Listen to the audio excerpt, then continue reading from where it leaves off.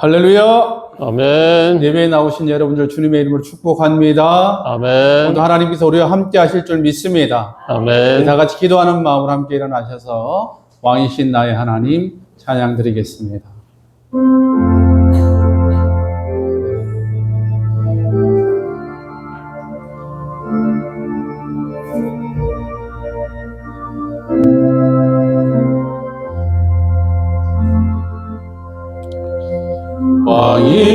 왕이신 나의 하나님, 내가 주를 높이고 영원히 주의 이름을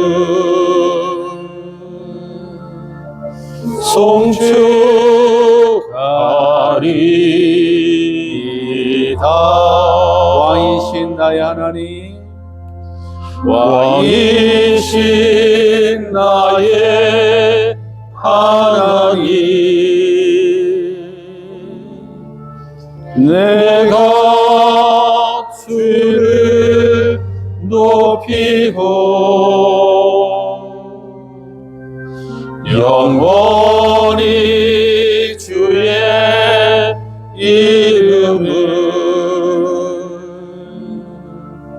송축하리이다.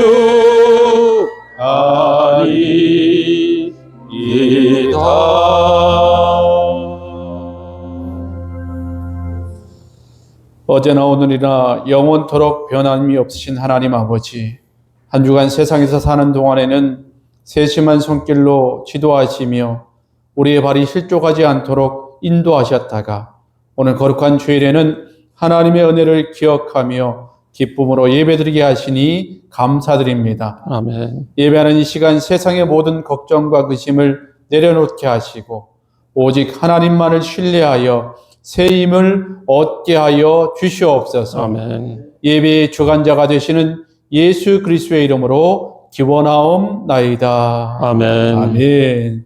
우리 신앙 고백 드립니다.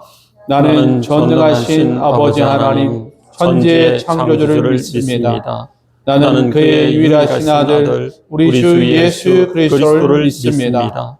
그는 성령으로 잉태되어 동정녀 마리아에게서 나시고 본디오 빌라도에게 고난을 받아 십자가에 못 박혀 죽으시고 장사된 지 사흘 만에 죽은 자 가운데서 다시 살아나셨으며 하늘에 오르셔 전능하신 아버지 하나님 우편에 앉아 계시다가 거기로부터 살아있는 자와 죽은 자를 심판하러 오십니다. 나는 성령을 믿으며 거룩한 공교회와 성도의 교제와 죄를 용서받는 것과 몸의 부활과 영생을 믿습니다. 아멘. 우리 자리에 앉으셔서 찬송가 25장 찬양 드리겠습니다.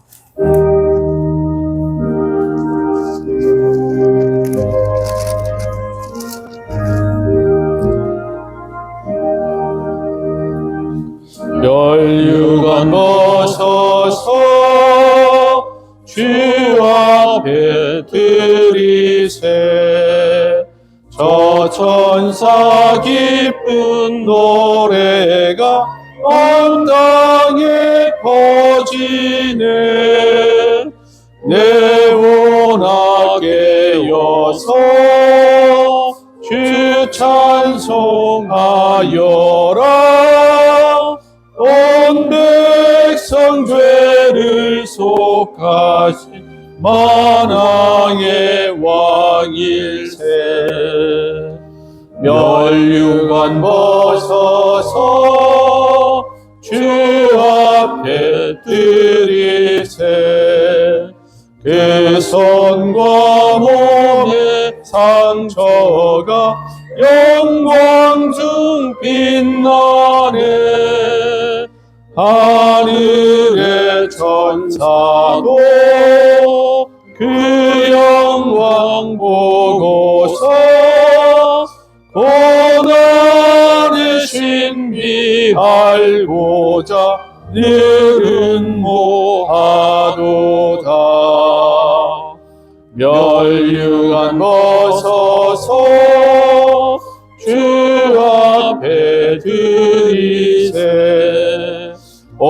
세상 전쟁 그치고 참 평화 오겠네.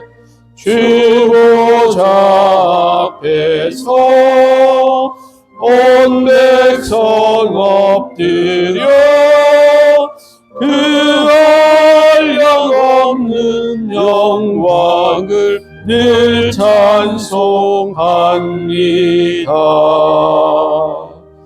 아멘.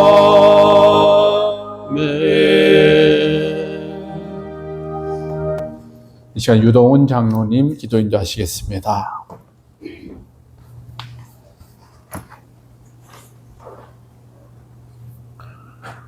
우리를 사랑하시되 끝까지 사랑하여 주신 하나님 아버지, 거룩한 주일 저희를 불러주시니 참 감사합니다. 아멘.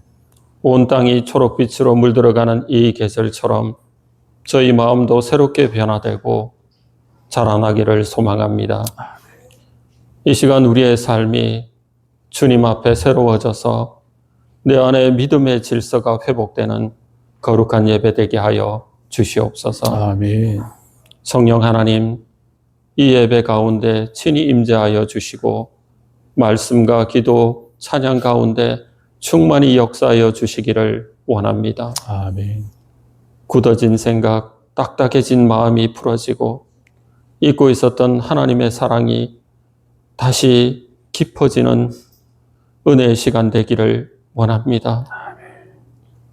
함께 예배드리는 성도들, 주님 앞에 치유되고 회복되는 은혜를 경험하게 하여 주시옵소서. 아멘. 성도 한 사람 한 사람 위에 성령의 불이 다시 타오르게 하여 주시고 잠들었던 기도의 영이 다시 살아나게 하여 주시옵소서. 아멘. 하나님, 지금 이 자리에 앉아있는 저희들 모두 인생의 무게를 지고 살아가는 연약한 존재들입니다. 괴로운 마음을 가지고 예배의 자리에 나왔습니다. 주님, 그 눈물의 자리에 찾아와 주시고 무너진 심령을 위로하여 주시며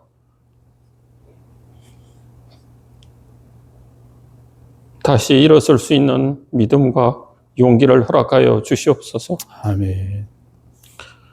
좋으신 하나님, 올해 상반기를 보내며 지쳐있는 심령들이 있습니다.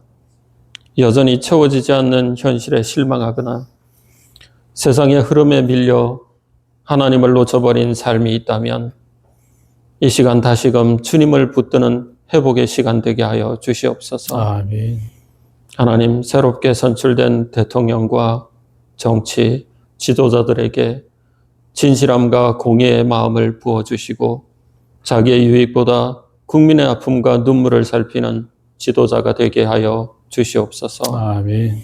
특별히 교회가 나라를 위한 중보의 사명을 감당하게 하여 주셔서 말씀으로 이 나라가 새롭게 세워지게 하여 주시옵소서. 아멘. 이 시간 말씀을 들고 서신 목사님에게 하늘의 지혜와 분별력을 더하여 주시고 전하는 말씀 위에 성령의 기름 부으심이 함께하여 주시옵소서. 전하는 말씀마다 심령을 지르고 무너진 자를 세우며 갈 길을 잃은 자들에게 등불이 되는 말씀 되게 하여 주시옵소서. 아멘. 목사님의 가정과 사역 위에도 하나님의 보호하심과 은혜가 충만하여 하루하루 말씀과 기도로 주님과 깊이 동행하는 삶 살아가기를 원합니다. 예배를 위하여 보이지 않는 곳에서 수고하는 손길들을 축복하여 주시옵소서. 모든 예배 봉사자들에게 힘을 더하여 주시고 그 섬김 위에 하늘의 기쁨으로 갚아 주시옵소서. 아멘. 모든 영광을 하나님께 올려드리며 우리 구주 예수 그리스도의 이름으로 기도드립니다. 아멘.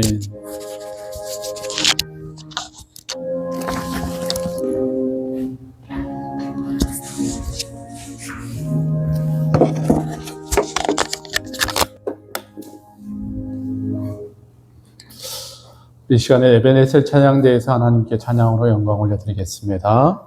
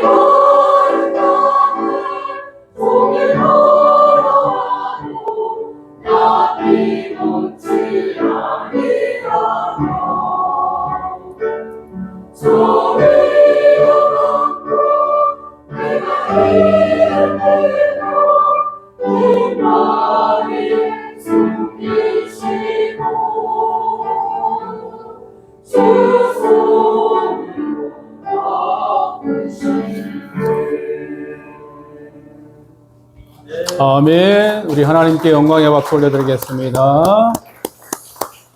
네, 우리 귀한 찬양대회도 우리 감사의 박수 우리 함께 할까요? 네, 교회 소식 알려드리겠습니다. 우리 교회 주보를 첨부해 주시기 바랍니다. 우리 정기당회가 오는 수요일 수요 기도회 후에 당회실에서 모이도록 하겠습니다. 영남 지역 목사 장로 선교대회 24일 화요일 포항 동부교회에서 있습니다. 저하고 장로님들 참석하도록 하겠습니다. 교회 대청소가 있습니다. 28일 토요일 오전 10시 우리가 다 본당에 모여서 기도하고 우리가 대청소하도록 하겠습니다. 29일 주일 오후 찬양 예배 시에 교제 시간이 있습니다. 교육관에서 온 성도들이 다 함께 참석해 주시면 감사하겠습니다. 교회 유튜브가 개설되었습니다. 여러분 아십니까? 아시는 분도 있고, 저 보시면 저기 카메라 있고, 설교 때 저기 깜빡깜빡거리잖아요. 그죠? 여기 이제 마이크입니다, 여러분. 네, 그래서 제가, 저희들 카페에 항상 올리는데, 여러분 이게 구독이 좀 돼야 됩니다. 그래야 나중에 저희가 이제 영상, 이제 카메라 달고 이러면 이 실시간으로 저희가 할 수가 있기 때문에, 여러분 그 유튜브 보면 이런 얘기 많이 하잖아요. 구독, 좋아요, 알림 꼭 해주십시오. 이렇게 얘기하는데, 우리 성도님들 하실 수 있는 분들 다 좀 해주시면 감사하겠습니다. 우리 한수진 집사님 부친 장례 후에 감사해서 오늘 정심 섬기십니다. 우리 한수진 집사님 가정을 위해서 기도해 주시고 우리 격려의 박수 함께 하겠습니다.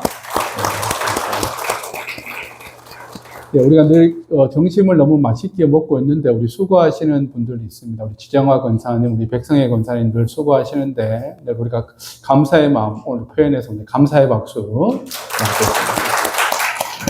감사합니다. 네, 오늘 하나님께서 우리에게 주신 말씀 보겠습니다. 우리 사도행전 12장 1절에서 16절까지 말씀입니다. 사도행전 12장 1절에서 16절까지 말씀. 우리 오늘은 교독했으면 좋겠습니다. 한 절씩. 그때 헤로드 왕이 손을 들어 교회 중에서 몇 사람을 해하려 하여 유대인들이 이 일을 기뻐하는 것을 보고 베드로도 잡으려 할세 때는 무교절 기간이라.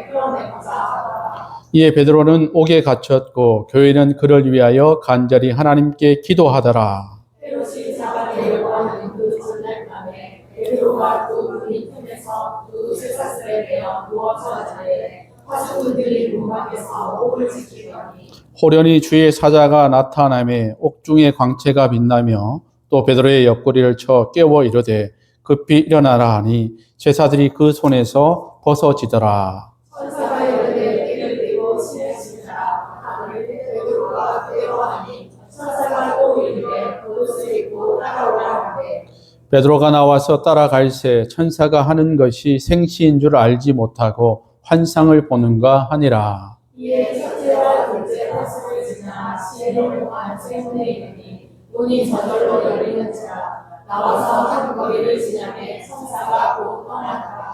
이에 베드로가 정신이 들어 이르되 내가 이제야 참으로 주께서 그의 천사를 보내어 나를 헤롯의 손과 유대 백성의 모든 기대에서 벗어나게 하신 줄 알겠노라 하여 깨닫고 마가라 하는 요한의 어머니 마리아의 집에 가니 여러 사람이 거기에 모여 기도하고 있더라. 베드로가 대문을 두드리는데 로데라 하는 여자아이가 영접하러 나왔다가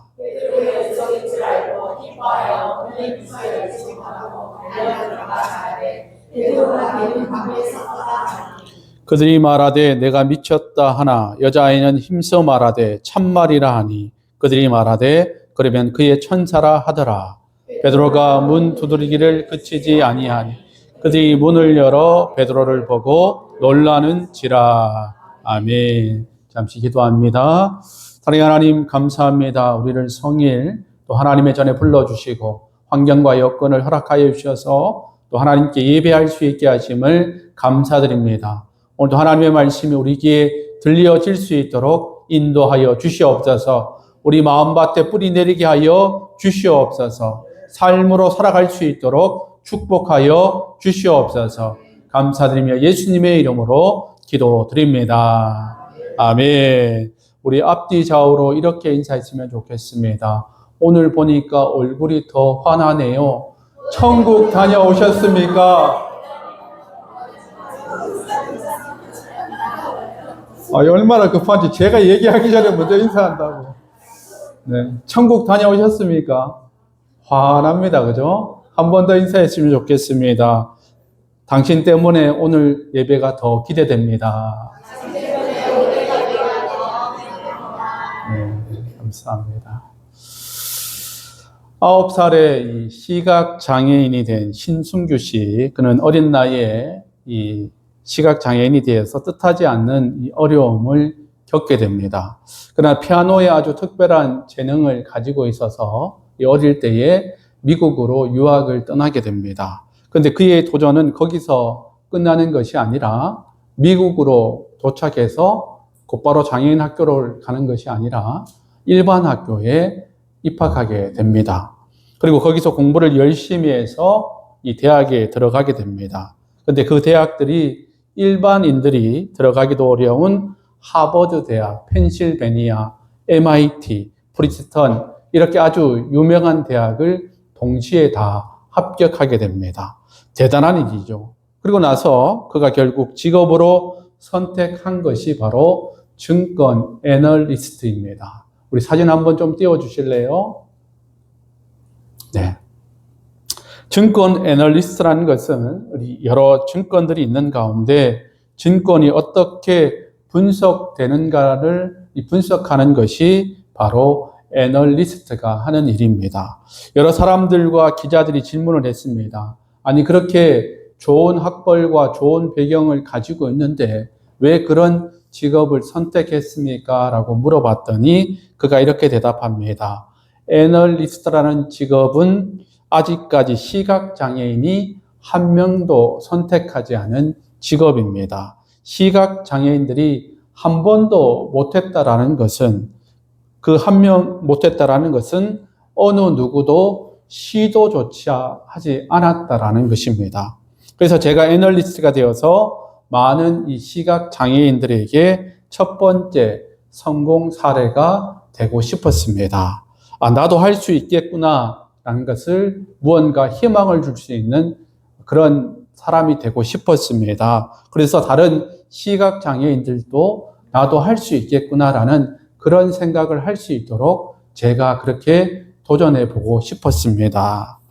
그래서 그는 현재 세계적인 JP, 이 모건의 증권 애널리스트로 열심히 일을 하고 있습니다. 그런데 문제는 여기서부터 사실은 시작됩니다. 그가 아무리 좋은 학벌과 좋은 직업을 가지고 있다 할지라도 그는 아침에 일어나서 직장에 가야 됩니다. 그런데 항상 출근하는 길이 항상 절망감을 갖는다고 합니다.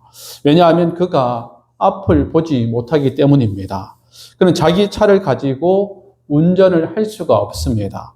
그래서 항상 지하철을 타고 다닙니다. 아침마다 이 지하철을 타고 다니면서 사람들의 발에 걸려 넘어질 때가 일수입니다. 때로는 자기가 도착하고 내려야 되는 정거장보다 한 정거장 더 가서 내리기도 한다는 겁니다. 때로는 사람들에 치여서 나쁜 소리, 듣기 싫은 소리를 들을 때도 있다라는 겁니다. 그때마다 얼마나 절망감이 밀려오는지 모른다라는 겁니다. 내가 어떤 사람인데 이런 일반 사람 같으면 그런 생각을 가질 수가 있겠지요. 그런데 그는 그런 절망감을 경험할 때마다 그의 가슴 속에 간직한 한마디가 있었다라는 겁니다. 그것은 한 미식축구 감독이 한 말인데 목적에서 눈을 떼면 보이는 것은 장애물 뿐입니다. 멋진 말입니다. 목적에서 눈을 떼면 보이는 것은 장애물 뿐이다. 그러니까 우리의 인생을 살아가면서 우리 많은 사람들은 장애물을 겪을 수밖에 없습니다. 그런데 그 장애물을 넘지 못하고 장애물을 힘들어하는 사람들은 결국은 그 장애물 때문에 그의 인생이 거기서 추락하고 실패하고 마는 겁니다.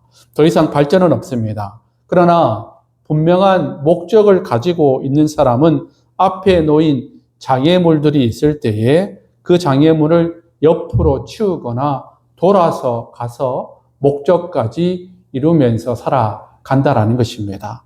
혹시라도 거대한 장애물이 있다 할지라도 그 장애물을 돌아서라도 목적을 향해 다시금 나아갈 수 있게 된다라는 것입니다.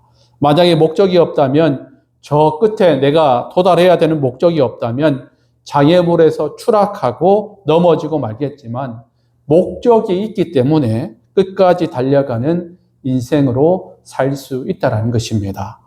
신순기 씨는 정말 그랬습니다. 사람들이 걸려 넘어지고 싫은 소리를 듣는 인생의 장애물들을 경험할 때마다 그는 자신의 인생의 목적을 생각했습니다. 그리고 사람들이 자기를 향해서 시각장애인이어서는 안 됩니다. 시각장애인은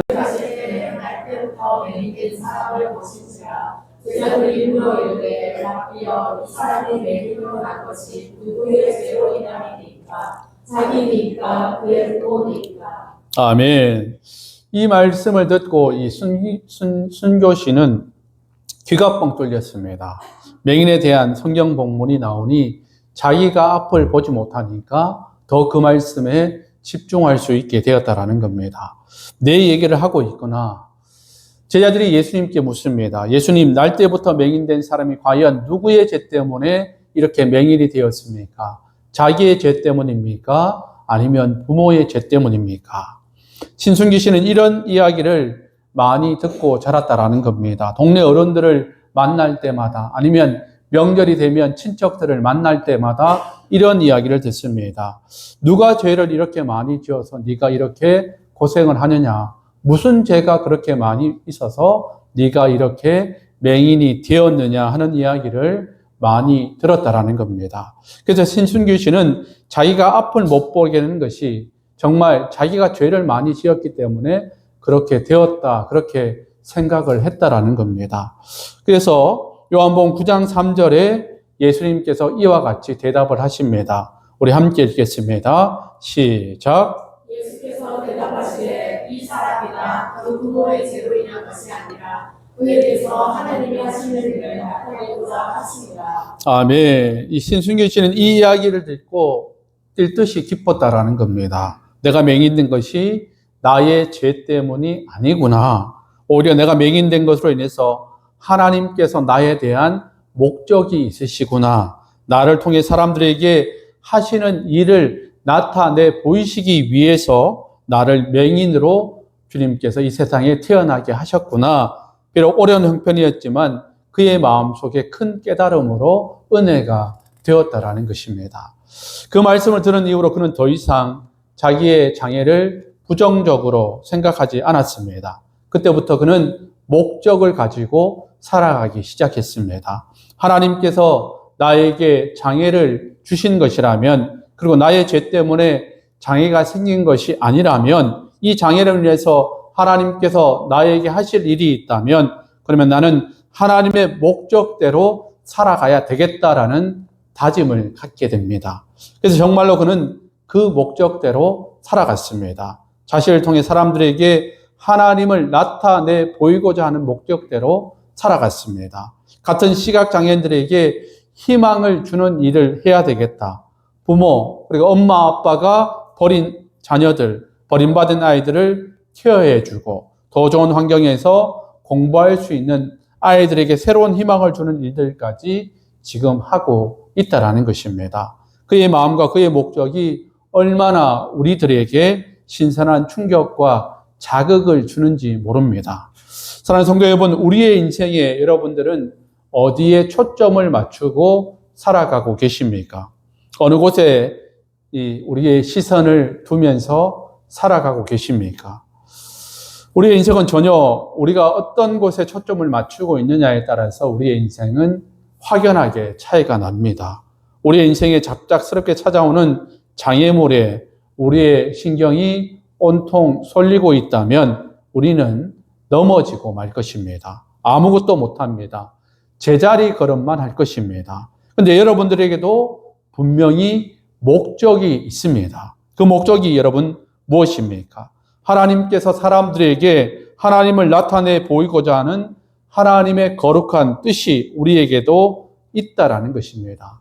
바라기는 저와 여러분이 목적 없는 인생을 살아가는 것이 아니라 장애물에 걸려 넘어져서 아무것도 나는 못한다라는 생각하는 연약한 인생으로 우리가 살아가는 것이 아니라 하나님께서 우리에게 주신 목적을 붙들고 나를 통해서 하나님의 영광을 나타내는 그런 선한 목적에 내가 쓰임받기를 원합니다라는 귀한 목적을 품고 살아가시는 저와 여러분들 되시기를 주님의 이름으로 간절히 축원합니다. 오늘 본문은 이와 같은 이야기를 담고 있습니다. 과연 우리가 초점을 두고 있는 것이 장애물에 초점을 두고 있느냐, 아니면 목적에 초점을 두고 있느냐 하는 것에 대해서 오늘 본문은 이야기하고 있습니다. 오늘 본문의 배경은 예루살렘 교회입니다. 이 당시에 사도행전에 큰 교회가 두 개 있었는데 하나는 안디옥 교회였고 다른 하나는 예루살렘 교회였습니다.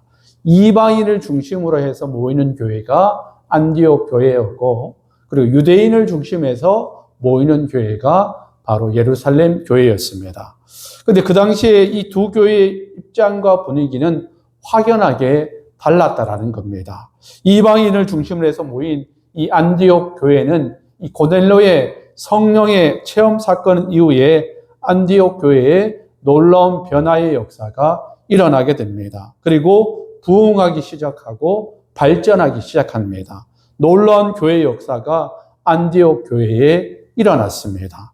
그러나 예루살렘 교회는 그렇지 않았습니다. 예루살렘 교회는 그때부터 핍박이 일어나기 시작했습니다. 다른 분위기입니다. 이렇게 예루살렘 교회를 핍박한 대표적인 사람이 누구냐면 헤롯 왕입니다. 오늘 본문에 등장하는 헤롯 왕이 있는데, 예루살렘 교회를 핍박하는 이 헤롯 왕은 여러분들이 많이 들어봤을 겁니다. 그런데 왕명을 헤롯이라고 쓴 것뿐이지 실제 이름은 헤롯 왕이 아닙니다. 여러분, 이 헤롯 왕은 누구냐면 예수님께서 태어나실 때 헤롯 왕이 명령을 내립니다. 2살 이하의 남자아이는 다 죽여라라고 했을 때 바로 그 헤롯이 헤롯 왕입니다. 그런데 오늘 사도행전에 나오는 이 헤롯은 누구냐면 바로 그 헤롯 왕의 손자가 바로 오늘 본문에 나온 헤롯 왕입니다. 정확한 이름으로는 헤롯 아그리파 1세입니다. 헤롯 아그리파 1세는 예루살렘 교회를 핍박하기 시작했습니다. 그리고 많은 믿는 사람들을 잡아가기 시작했습니다. 그래서 결국 예수님의 제자 중에 12명의 제자 중에 한 명인 야고보를 죽이게 됩니다. 그리고 두 번째 베드로를 죽이기 위해서 감옥에 지금 갇혀 놓은 상태입니다. 자, 이제 우리는 여기서 좀 신경을 써서 우리가 말씀을 들으셔야 됩니다. 예루살렘 교회 안에서 야고보가 죽고 베드로가 이제 감옥에 갇혀 있는 이 상황 속에 예루살렘 교회는 무엇을 하고 있었느냐 하는 것입니다. 예루살렘 교회가 예루살렘 교회의 대표적인 지도자였던 베드로가 감옥에 갇히게 되었는데 아마 가만히 있지는 않았을 겁니다. 그럼 과연 그들이 한 것이 무엇이냐? 여기에 우리는 한번 질문을 던져봐야 됩니다. 근데 성경은 우리에게 아주 자세히 설명하고 있습니다. 오늘 본문 5절 말씀입니다. 5절 말씀 우리 함께 읽겠습니다. 시작. 이에 베드로는 옥에 갇혔고 교회는 그를 위하여 간절히 하나님께 기도하더라. 아멘. 뭐라 그럽니까? 예루살렘 교회가 뭐 하고 있었다고 그럽니까? 간절히 기도하고 있었다. 여러분, 우리는 흔히 그렇게 생각합니다. 기도가 무슨 능력이 있어? 기도한다고 달라질 게 뭐가 있어? 기도한다고 베드로가 감옥에서 나올 수 있다고 생각을 해. 그러나 우리의 일반적인 우리의 생각을 우리의 지성을 뛰어넘는 역사가 오늘 본문 말씀에 말씀하고 있습니다. 그런데 오늘 기도에 대해서 이야기한 것은 5절만 이야기한 것이 아닙니다. 오늘 본문 12절에도 기도에 대해서 말씀하고 있습니다. 우리 12절 말씀 함께 봉독하겠습니다. 시작. 여러 사람이 거기에 모여 기도하고 있더라. 아멘. 여러분, 그러니까 야고보가 순교를 당하고 베드로가 감옥에 갇혀 있는 동안에 예루살렘 교회가 한 것은 온 전심을 다해서 하나님께 기도했다라는 겁니다. 그리고 예루살렘 교회 성도들이 각각의 집에서 모여서 기도했다라는 것입니다. 간절히 기도했다라는 겁니다. 그게 바로 5절과 12절의 말씀입니다. 자, 그런데 오늘 하나님께서는 우리에게 아주 기도의 역사가 무엇인지를 친절하게 설명하고 계십니다. 5절과 12절에 예루살렘 교회와 성도들이 이 베드로를 위해서 기도할 때 그럼 과연 어떤 일이 일어났느냐? 그게 바로 오늘 본문 6절에서 11절까지의 말씀입니다. 그러니까 예루살렘 교회 성도들이 함께 모여서 간절히 하나님께 기도하기를 시작할 때, 그리고 예루살렘 교회 성도들이 각각의 가정에서 베드로를 위해서 합심해서 기도할 때 놀라운 하나님의 역사가 6절에서 11절까지의 말씀에 일어났다라는 겁니다. 여러분, 그게 뭡니까? 하나님께서 부르시는 천사를 하나님께서 베드로에게 보내신 겁니다. 그리고 사람의 능력으로, 사람의 이성으로는 도무지 이해할 수 없는 일을 하나님께서 그 자리에서 펼치신 것입니다. 하나님께서 부르시는 천사를 보내서 베드로가 그 감옥에서 도무지 우리의 예상하지 못했던 감옥에서 빠져나오게 하시는 은혜를 베풀어 주셨다라는 겁니다. 바로 이게 중보 기도의 능력입니다. 여러분, 중보 기도라는 것은 어떤 한 가지 기도 제목을 두고 온 교회들이, 성도들이 한 마음으로 함께 모여서 하나님께 간절하게 기도하게 되면 하나님께서 그 기도 가운데 반드시 응답하시고 역사하신다는 것입니다. 바로 그것이 중보 기도입니다. 제가 아는 한 목사님의 이야기입니다. 그 목사님께서 건강이 너무 안 좋으셨는데 그 강단에서 설교를 하시면서 이야기했던 내용을 그대로 제가 한번 전달해 보겠습니다. 제가 한 3주 전에 참으로 어려운 일을 겪었습니다. 음식이 안 넘어가는 겁니다. 밥을 먹고 싶은데 밥을 못 먹습니다. 안 넘어갑니다. 그 기간을 한 2주 동안 보냈습니다. 2주 동안 음식이 안 넘어가다 보니까 먹을 수 있는 것은 유산균 음료 하나와 비스켓 몇 조각뿐이었습니다. 그거 가지고 하루를 버텼습니다. 하루는 배를 움켜 잡아가면서 기력이 없으니까 하루 종일 잠만 잤습니다. 계속 음식을 먹을 수 없는 겁니다. 2주 동안 그래서 이래서는 안 되는데 하다가 2주가 지난 시간쯤 됐을 때 성령께서 제 마음에 감동을 주셨습니다. 장로님들에게 기도 요청을 해라. 장로님들 기도 많이 해야 됩니다. 라고 교인들을 위해서 기도하셔야 됩니다. 그래서 제가 2주가 되는 토요일 낮 12시에 장로님들에게 문자를 보냈습니다. 정말 간절한 마음으로 장로님, 제가 밥을 먹을 수 있도록 저를 위해서 기도해 주십시오. 제가 음식을 먹을 수 있도록 저를 위해서 기도해 주십시오. 정말 간절한 심정으로 문자를 보냈습니다. 근데 몇몇 장로님들이 답장이 왔습니다. 저에게 너무 큰 위로가 됐습니다. 그런데 그 중에 한 장로님께서 이런 문자를 보내셨습니다. 일심으로 기도합니다. 여러분, 일심이 뭡니까? 저와 같은 마음으로 기도한다라는 겁니다. 제 고통을 얼마나 이해하시는지는 잘 모르겠지만, 그러나 일심으로 기도하고 있다라는 그 말에 제가 너무 큰 위로를 받았습니다. 기도하겠습니다도 아닙니다. 이제까지 기도하고 있는데 계속 기도하겠다라는 뜻입니다. 어떤 장로님들은 제 문자를 보고 눈물을 펑펑 흘리면서 울었다 하십니다. 음식을 못 먹는다 하니까. 근데 놀라운 일이 일어났습니다. 장로님들에게 문자를 보내고 나서 그날 저녁부터 제가 음식을 먹기 시작했습니다. 밥 한 숟갈도 넘기지 못하고 음식 하나도 넘기지 못했던 제가 그때부터 음식을 먹기 시작했습니다. 조금 먹는 것도 아니었습니다. 아주 많이 먹기 시작했습니다.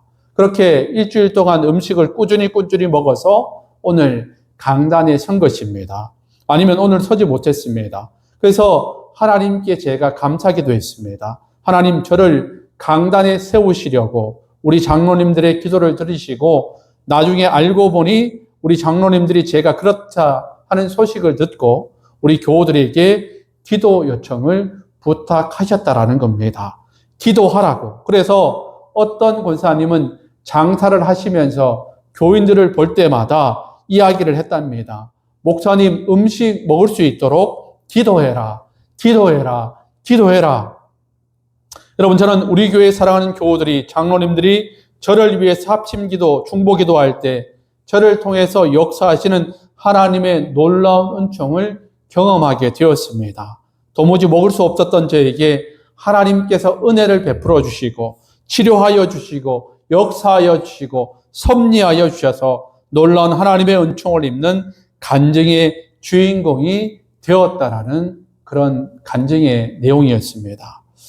여러분, 그렇게 중보기도는 여러분 능력이 있습니다. 우리가 마음을 합해서 기도하는 가운데 우리 하나님께서 반드시 역사하시겠다고 우리에게 약속하고 계시다라는 겁니다.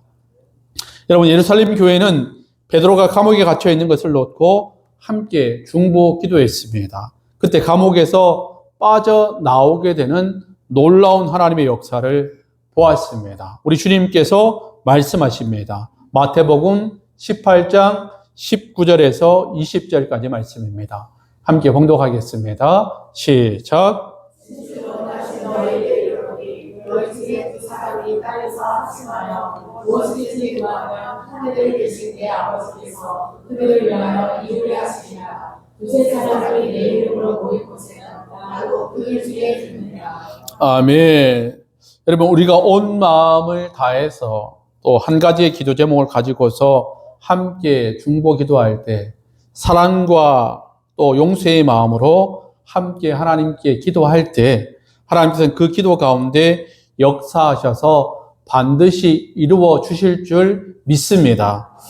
이게 바로 하나님의 응답입니다. 그리고 하나님께서 너희가 한 가지 기도 제목을 가지고 두세 사람이 함께 모여 기도할 때 너희를 홀려 내버려 두지 않겠다. 내가 너희들 중에 함께 있겠다 말씀하십니다. 여러분, 그렇게 중보 기도하는 여러분 가운데 우리 하나님께서 함께 하시고 임재해 주시는 것을 분명히 믿는 저와 여러분들 되시기를 간절히 바랍니다. 일단 성도 여러분, 여러분에게는 기도의 중보자가 계십니까? 여러분들을 위해서 기도하는 중보자가 계십니까? 여러분, 만약에 없다면 여러분 빨리 기도 중보자를 세우셔야 합니다. 인생의 어려운 문제를 만났을 때 여러분들을 위해서 누가 기도해 주십니까? 아니면 여러분들은 누군가 인생의 어려운 문제를 만났을 때 누군가를 위해서 중보 기도하십니까? 우리 주님께서 이와 같이 말씀으로 약속하시는데 중보 기도 가운데 내가 역사하리라, 내가 너희들 만나리라 말씀하시는데 우리에게 그렇게 약속해 주셨건만, 그리고 베드로가 감옥에 벗어나게 되는 예루살렘 교회의 놀라운 중보 기도의 능력도 주님께서 말씀해 주셨건만, 만약 우리에게 아직까지도 중보 기도자가 없다면 여러분, 이것은 우리 신앙에 문제가 있다라는 것입니다. 바라기는 할 수만 있으면 기도의 중보자를 세우시기를 바랍니다. 두세 명 믿을 만한 사람으로 여러분들의 이야기를 다른 사람들에게 옮기지 않을 만한 믿을 만한 사람으로 여러분 중보 기도자를 세우십시오. 그리고 그들에게 위해서 여러분들도 기도하십시오. 그리고 여러분들이 어려운 문제를 만날 때마다 그 중보 기도자들에게 중보 기도를 요청하십시오. 그러면 하나님께서 그러한 중보 기도를 통해서 놀라운 역사를 보여주시는 은총을 베풀어 주시리라 믿습니다. 바라기는 저와 여러분이 이 중보 기도의 능력과 참 능력을 경험하는 복된 인생들 다 되시기를 간절히 바랍니다. 자, 그런데 오늘 모든 교회가 마찬가지입니다. 믿음으로 기도하는 사람이 있는가 하면 믿음이 있다 하지만 의심을 가지고 기도하는 사람도 있습니다. 오늘 예루살렘 교회가 그랬습니다. 믿음으로 기도하는 사람만 있는 줄 알았는데 그들 중에 의심하는 사람들이 있었다라는 것입니다. 오늘 본문 14절, 15절 말씀입니다. 14절, 15절 함께 봉독하겠습니다. 시작.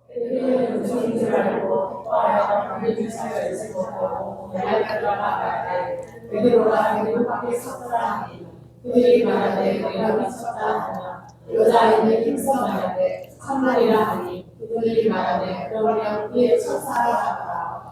아멘. 여러분 오늘 본문을 좀 이해가 되십니까? 예루살렘 교회 모든 성도들이 우리가 기도하면 베드로가 감옥에서 나오게 될 것이다라고 믿는 사람들만 있었던 것이 아니라는 겁니다. 그런데 그들이 정말로 믿음 없이 기도했느냐? 그 뜻도 아닙니다.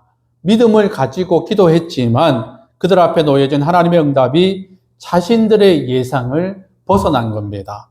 아니 어떻게 이렇게 빨리 응답이 되지? 아니 분명히 엊그저께 감옥에 갇힌 베드로가 이렇게 빨리 응답이 되어서 나오게 될 줄이야 우리는 미처 몰랐네. 그렇게 그곳에 모여 있었던 기도하는 사람들이 그 어린 아이를 향해서 미쳤구나. 아무리 기도하지만 이렇게 응답이 될 줄이야 몰랐기에 그들은 그 아이를 향해서 미쳤구나라고 말할 수밖에 없었다라는 겁니다. 여러분 이것이 바로 하나님의 응답입니다. 우리가 기도할 때 나타나는 하나님의 응답은 항상 우리의 예상을 벗어난다라는 것입니다. 우리의 예상은 이때, 이 시간에, 이 어려운 상황 가운데 응답이 되어야 됩니다라고 말하지만 그러나 하나님의 응답은 우리의 예상을 벗어납니다. 빨리 응답이 되기도 하고 더디 응답이 되기도 하고 우리가 알지 못하는 사이에 응답이 되는 역사가 나타나는 것이 바로 하나님의 응답입니다. 여러분 그러기에 우리가 기도할 때 중보 기도할 때 내가 기도할 때 기도에 장애물이 있습니다. 그것은 바로 내 생각이라는 겁니다. 내 생각이 된 기도의 장애물을 넘지 못하면 우리는 기도의 능력을 맛볼 수가 없습니다. 내 생각은 여러분 뭡니까? 하나님, 요때 이루어 주셔야 됩니다. 하나님, 지금 이루어 주셔야 됩니다. 하나님, 지금 문제가 해결되어야 됩니다. 하나님, 지금 안 되면 안 됩니다. 이게 바로 내 생각입니다. 이 장애물을 가득 쌓아두고 기도하게 된다면 우리는 그 기도 가운데 하나님의 응답을 맛볼 수가 없습니다. 내가 예상한 하나님이 진짜 하나님이겠습니까? 아니라는 겁니다. 내가 예상할 수 있는 하나님은 하나님이 아니십니다. 도저히 내가 예상할 수 없는 한계에서 일하시는 분이 바로 하나님이시라는 겁니다. 여러분 그렇다면 우리는 내 생각이라는 이 기도의 장애물을 뛰어넘고 기도의 목적을 우리가 생각해야 됩니다. 여러분 기도의 목적이 무엇입니까? 예레미야 29장 12절에서 14절까지 말씀입니다.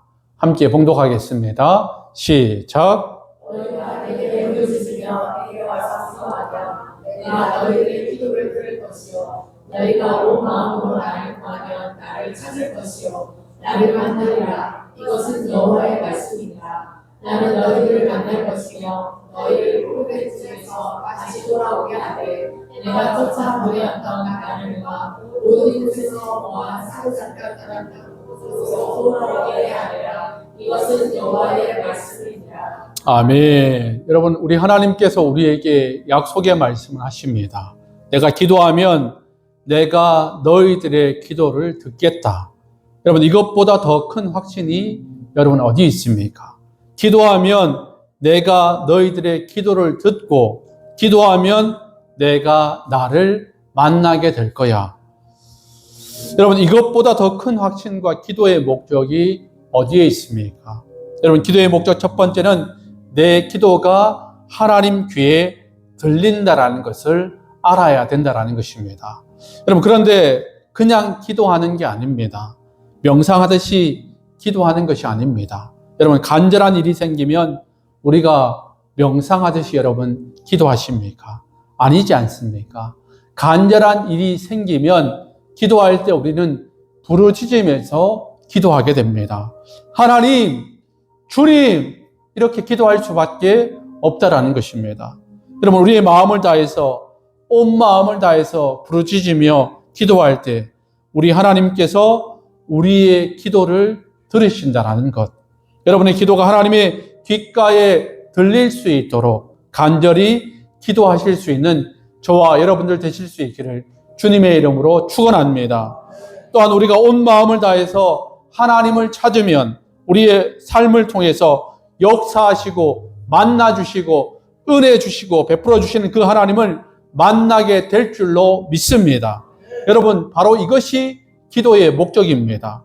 우리의 모든 기도의 장애물, 내 생각이라는 기도의 장애물을 다 뛰어넘고 그저 내가 해야 되는 것은 온전히 부르짖어서 내 기도가 하나님의 귓가에 우리가 들리기만 하면 된다라는 것입니다. 내가 온 마음을 다해서 기도할 때 하나님께서 나를 만나 주실 줄 믿습니다. 이것만 붙들고 기도하면 된다라는 것입니다. 언제 이루어 주세요? 언제 응답해 주세요? 그러다가 하나님 안 계신 것 아니야. 이런 어리석은 인생 살지 마시고 기도하면 내가 너희들의 기도를 듣고 기도하면 내가 너를 만나게 될 거야 라는 주님의 말씀만 기억하시기를 바랍니다. 사랑하는 성도 여러분, 중보기도의 능력이 있는 줄 믿습니다. 누군가를 위해서 여러분 기도하십시오. 그리고 여러분의 어려운 인생의 문제를 누군가의 중보기도자를 세우시고 그분들에게 기도 요청을 하십시오. 그래서 중보기도의 능력을 여러분의 삶을 통해서 경험하시는 저와 여러분들 되시기를 간절히 바랍니다. 여러분, 그래서 여러분들 기도의 장애물이 생기지 않도록 여러분의 생각을 걷어내십시오. 그리고 기도의 목적만을 생각하십시오. 내가 부르짖어 기도할 때 하나님께서 반드시 내 기도를 들어주실 줄 믿습니다. 그리고 내가 온 마음으로 하나님께 구할 때 하나님께서 나를 반드시 만나 주실 줄 믿습니다. 이것 하나만 붙들고 장애물을 뛰어넘는 목적만을 바라보며 하나님의 영광을 위해서 쓰임받는 저와 여러분 되시기를 주님의 이름으로 간절히 축원합니다. 기도하시겠습니다. 사랑하는 하나님, 오늘 말씀을 통해 우리가 초점을 두고 있는 것이 장애물인지 아니면 목적에 초점을 두고 있는지 다시 돌아보게 하여 주시옵소서. 오늘 예루살렘 교회 성도들이 베드로를 위해 중보 기도를 했을 때 베드로가 감옥에 나오게 되는 응답을 경험합니다. 중보 기도는 한 가지 기도 제목을 두고 한 마음으로 기도하는 겁니다. 오늘 우리도 중보 기도자가 되게 하여 주시옵소서. 또한 중보 기도자를 세우게 하여 주시옵소서. 그래서 나도 누군가의 중보 기도자가 되고 나를 위해 중보하는 기도자들이 많아지게 하여 주시옵소서. 중보 기도의 능력을 체험하게 하시고 우리가 중보 기도하면 주님께서 반드시 역사하시겠다 약속하심을 기억하게 하여 주시옵소서. 중보 기도하면 우리의 기도를 들으신다고 하셨고 중보 기도하면 우리를 만나 주시겠다는 주님의 음성을 믿음으로 고백하는 오늘 이 시간 기도할 때 우리의 기도를 들어주시고 만나 주시옵소서. 예수님의 이름으로 기도드립니다. 아멘. 우리 다 같이 일어나셔서 찬송가 543장 찬양 드리면서 하나님께 예물 올려드리겠습니다.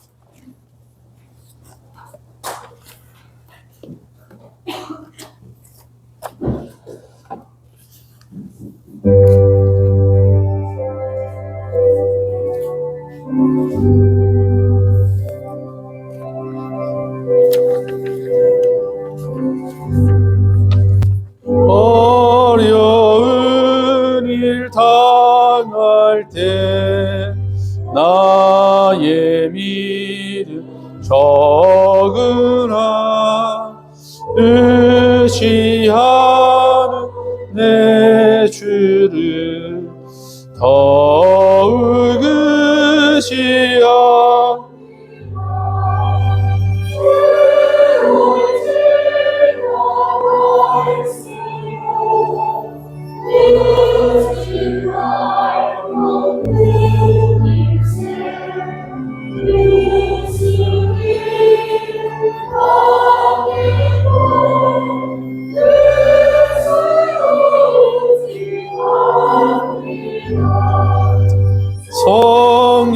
성령께서 내 마음 밝히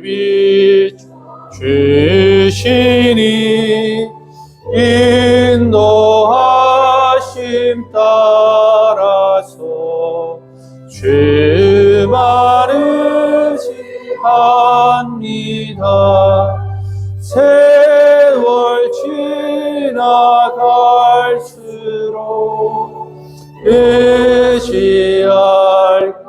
뿐이세 으신 일 당해도 예수시합니다.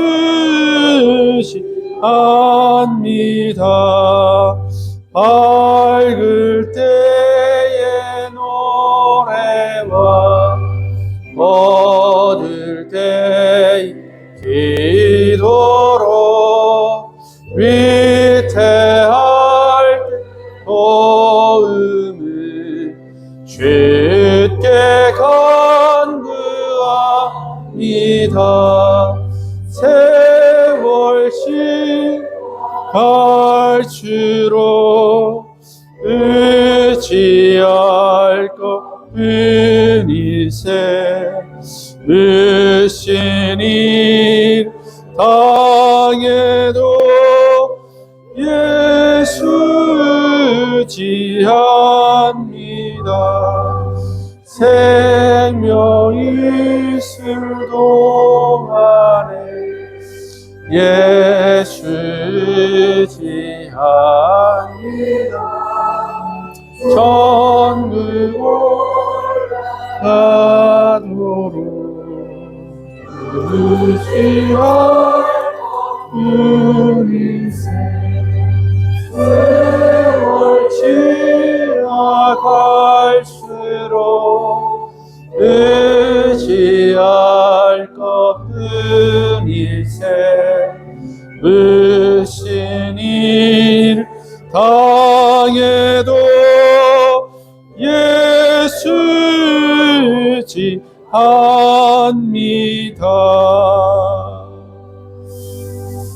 기도하시겠습니다.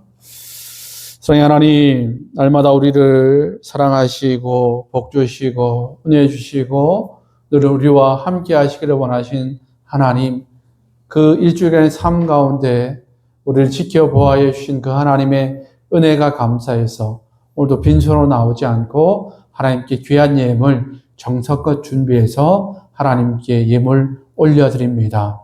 그 귀한 손길 하나님 한 사람 한 사람을 다 기억하여 주시고 그 손길 위에 주님께서 많은 은혜로서 채워 주시옵소서.